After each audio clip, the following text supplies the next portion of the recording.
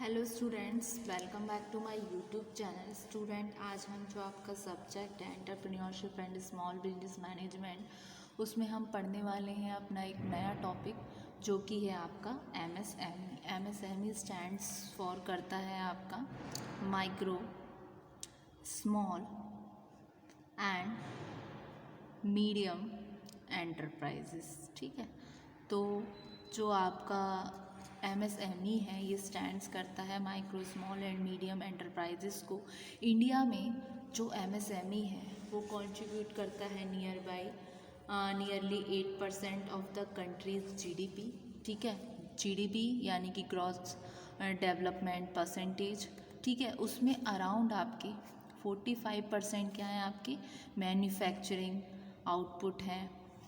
Approximately manufacturing out हो रही है, अप्रोक्सीमेटली 40% है आपकी कंट्रीज़ का एक्सपोर्ट। ये कहना गलत नहीं होगा कि एमएसएमई क्या है, आपका बैकबोन है कंट्री का। क्या है बैकबोन, यानी कि रीढ़ की हड्डी है कंपनी की, क्योंकि कहीं ना कहीं जीडीपी में ये बहुत ज़्यादा हेल्पफुल है। ये एक अपॉर्चुनिटीज़ प्रोवाइड करती है, ना सिर्फ उन एंटरप्रेन्योर्स के लिए जिनके पास मतलब सुविधाएं नहीं हैं, और साथ ही साथ रूरल एरियाज़ के, बैकवर्ड एरियाज़ के लोगों को प्रमोट करती है।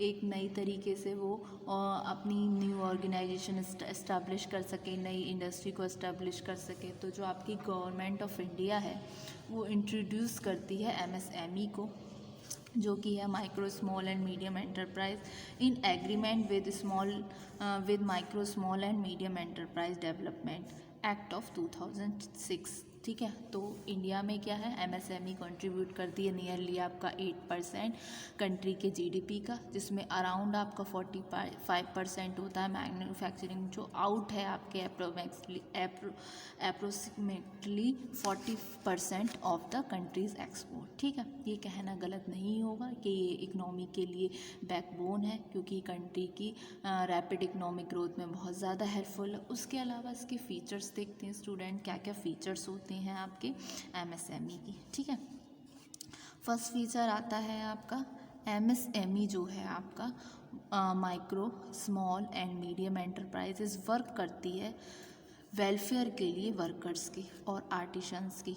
आर्टिशंस कौन हो गए, लोग जो कलाकृति बनाते हैं, हैंडीक्राफ्ट चीज़ें बनाते हैं हाथ से, जैसे चटाई, बुनाई, मेज, कुर्सी, जो चीज़ें वो आर्टिस्ट अपने हाथों से जो बना रहे हैं। तो ये कहीं ना कहीं काम करता है एमएसएमई जो है वेलफेयर के लिए वर्कर्स के और आर्टिसंस के, जिससे कि ये उनको हेल्प करता है, उनको रोज़गार देता है। जैसे कि आपने देखा होगा गांव ग्राम में और बहुत सारे गरीब एरिया में क्या कहते हैं, बहुत सारे लोग ऐसे हैं जिनको काम की ज़रूरत है लेकिन उनके पास काम ही नहीं है। तो एमएसएमई क्या कर रहा है, एमएसएमई उन तरीके के पिछड़े वर्ग के लोगों को काम प्रोवाइड कर रहा है, जिससे कि वो अपनी स्किल्स को लेकर आए लोगों के सामने, और जो उनके अंदर टैलेंट है वो लोगों को दिखा सकें और उससे कहीं ना कहीं वो अर्निंग कर सकें। तो कहीं ना कहीं क्या है, एक अर्निंग कर रहे हैं। जब पिछड़ा वर्ग है जो इतना ज़्यादा पढ़ा लिखा भी नहीं है, जो अर्न कर सके, बाहर निकल कर कुछ कमा सके या फिर अपना स्किल्स को इम्प्रोवाइज़ कर सके, तो उस सिचुएशन में क्या है, जहाँ लोगों को 2 वक्त की रोटी जुटाने में दिक्कत होती है, उस सिचुएशन में जो एमएसएमई है लोगों को क्या है, रोज़गार प्रोवाइड कर रहा है। उन आर्टिशंस को, उन वर्कर्स को जिन्हें अब तक रोज़गार नहीं था, और जो ना सिर्फ खुद के लिए मतलब ना सिर्फ वर्कर और आर्टिशंस के लिए हेल्पफुल है, बल्कि ये क्या दे रहा है उनको, ना सिर्फ एम्प्लॉयमेंट दे रहा है, लेकिन उसके अलावा क्या प्रोवाइड कर रहा है उनको, लोन्स मतलब जिनके काम करने के लिए पैसे नहीं हैं उनको फ़ंड रेज़ करा रहा है। जैसे बैंक्स हैं, बहुत सारी डेवलपमेंट बैंक्स हैं, उनको फ़ंड दे रही हैं। जैसे आत्मनिर्भर भारत, आपने एक सुना होगा, इस समय बहुत चल रहा था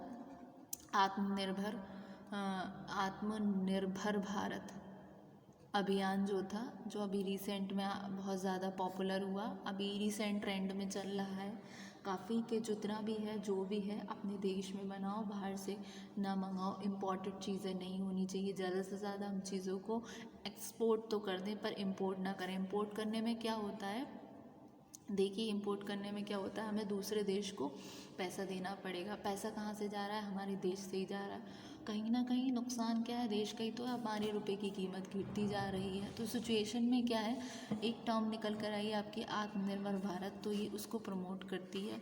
तो MSME work for the welfare of the workers and artisans that help them by giving employment and by providing loans and other services. उसके अलावा नेक्स्ट पॉइंट आपका आता है MSME प्रोवाइड क्रेडिट लिमिट और फंडिंग सपोर्ट टू बैंक्स। ये क्या करती है, MSME प्रोवाइड करती है क्रेडिट लिमिट कि कितनी क्रेडिट लिमिट होगी, या फिर बोल सकते हैं फंड जो है आपका पैसा है रिलेटेड टू फाइनेंस है उसकी लिमिट, ठीक है, फाइनेंस सपोर्ट टू बैंक्स, ठीक है, ये हुआ। उसके अलावा they promote the development of entrepreneurship. ये क्या प्रमोट कर रहे हैं, ये प्रमोट कर रहे हैं डेवलपमेंट को एंटरप्रेन्योरशिप के साथ, एज वेल एज क्या कर रहे हैं, अपग्रेडेशन ऑफ स्किल। जैसे कि मैंने आपको बताया जो एम्प्लॉय में स्किल हैं पर वो अभी तक उन स्किल्स को यूटिलाइज नहीं कर पा रहा है या उसने उस स्किल्स का यूज़ नहीं किया, तो वो क्या करेगा, उसका अपग्रेडेशन करेगा उन स्किल्स का।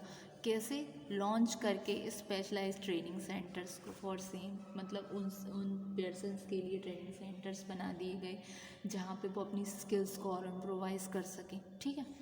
फिर next, they support the upgrading of development technology. ये क्या कर रहे हैं, ये अपग्रेड कर रहे हैं डेवलपमेंट टेक्नोलॉजी को, इंस्ट्रक्शंस को, और development and the modernization of the sector as whole. ऐसा नहीं है कि सिर्फ एक पोर्शन की उसने डेवलपमेंट की बाकी को छोड़ दिया। ये क्या है, ये ओवरऑल ग्रोथ को लेकर चल रहे हैं, सब चीज़ों को एक साथ लेकर चल रहे हैं। जैसे कि आपने यहाँ देखा अपग्रेडिंग हो रहा है आपका डेवलपमेंटल टेक्नोलॉजी का, साथ ही साथ इंफ्रास्ट्रक्चरल, जो आपका इंफ्रास्ट्रक्चरल है, जो संरचना है उसका डेवलपमेंट और मॉडर्नाइजेशन हो रहा है सेक्टर का एज होल, पूरी तरीके से, ना सिर्फ एक जोन में नहीं हो रहा, ये क्या हो रहा है, पूरी तरीके से हो रहा है। उसके अलावा they also offer modern testing. ये क्या ऑफर कर रही है, modern testing facilities and quality certification services. एक आपने टर्म सुनी होगी ISO, ठीक है, स्टैंडर्ड्स ऑर्गेनाइजेशन, ISO 9000 ऐसे करके एक टर्म सुनी होगी। तो ये रिलेटेड टू, मतलब एक एग्जाम्पल के लिए मैंने इसको लिया। तो ये कहीं ना कहीं जो आपका MSME है ये ऑफ़र कर रहा है मॉडर्न टेस्टिंग को, कि मॉडर्न तरीके से उसकी टेस्ट किया जाए जो भी चीज़ें चल रही हैं, फिर उसकी फैसिलिटीज़ को एक क्वालिटी सर्टिफिकेशन सर्विसेज प्रोवाइड करी जाए। मतलब जो ऑर्गेनाइजेशन, जो आपकी स्मॉल स्केल इंडस्ट्री है, क्वालिटी का प्रोडक्ट ला रही है, उसको एक ऑफ़र कर दिया जाए, सर्टिफिकेट सर्विस दे दी जाए कि हाँ भाई इसकी क्वालिटी ज़्यादा सही है, उस तरीके से। फिर नेक्स्ट आता है, next point, MSME are known to provide reasonable assistance for improved access to domestic as well as export market.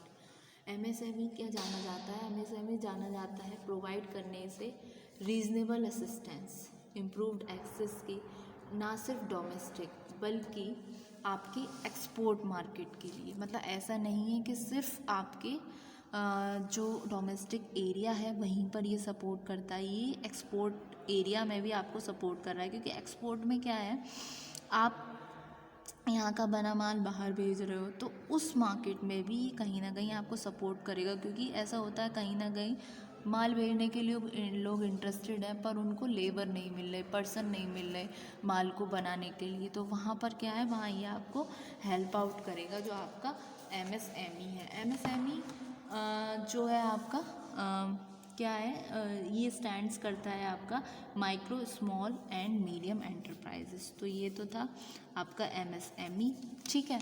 तो MSME का स्टूडेंट आज के वीडियो में हमने टॉपिक समझा कि MSME का कंसेप्ट क्या होता है, उसके अलावा उसके क्या क्या उसके हाइलाइट्स थे, क्या उसके की फीचर्स थे MSME के। तो होप सो स्टूडेंट आपको ये लेक्चर में ये कॉन्सेप्ट पूरा समझ आया होगा। उसके अलावा MSME क्या होता है, ये आपका टॉपिक है, ये एक टर्म आ रही थी उससे रिलेटेड मैंने इसका एक टॉपिक ले लिया। MSME को जानना ज़रूरी था in entrepreneurship and small business management. Hope so ये लेक्चर आपको समझ आया होगा।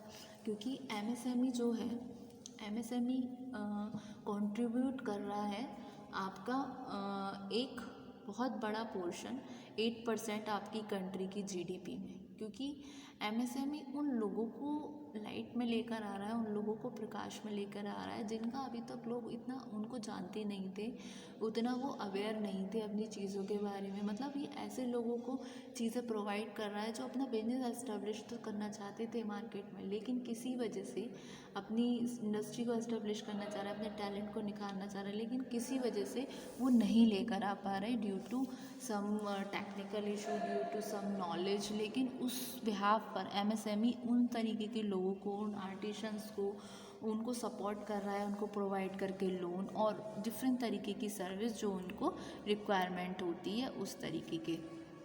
ठीक है, तो ये है आपका एमएसएमई के इसको मैं एक बार आपको दिखा देती हूँ, ओवरव्यू करवा देती हूँ, तो जिससे आप इसको समझ पाएँ। ठीक है, इसको दिखा देती हूँ, देख लीजिए, गो थ्रू कराती हूँ। ये तो था आपका लेक्चर। उसके अलावा स्टूडेंट, हमने प्रीवियस वाले वीडियो में इंसेंटिव्स को अपने पढ़ा था, ठीक है ना। तो कुछ कंसेशन और सब्सिडीज़ होती हैं जो अवेलेबल होती हैं स्टार्ट करने के लिए आपकी स्मॉल स्केल यूनिट्स को, स्मॉल स्केल इंडस्ट्रीज़ को। उसको हम अपने अपकमिंग वीडियो में डिस्कस करेंगे, जो कि एक तरीके से पार्ट है मेजर करने के लिए, इंश्योर करने के लिए बैलेंस रीजनेबल डेवलपमेंट को, जो आपकी गवर्नमेंट ऑफ इंडिया है वो उसमें अनाउंस कर रही है, एक नंबर ऑफ कंसेशन कर रही है, उनको रिलीफ दे रही है, फैसिलिटीज़ दे रही है, जिससे कि वो अपनी इंडस्ट्री को एस्टेब्लिश कर सकें बैकवर्ड डिस्ट्रिक्ट में, बैकवर्ड एरियाज़ में टाइमली। ठीक है, तो उसको हम डिस्कस करेंगे नेक्स्ट वाले वीडियो में, जिसमें कुछ एलिजिबल सब्सिडीज़ होंगी, जो इम्पॉर्टेंट पॉइंट है उसको हम डिस्कस करेंगे अपने अपकमिंग वीडियो में। होप सो स्टूडेंट, आज के वीडियो में आपको एमएसएमई का कंसेप्ट समझ आया होगा। Thank you very much.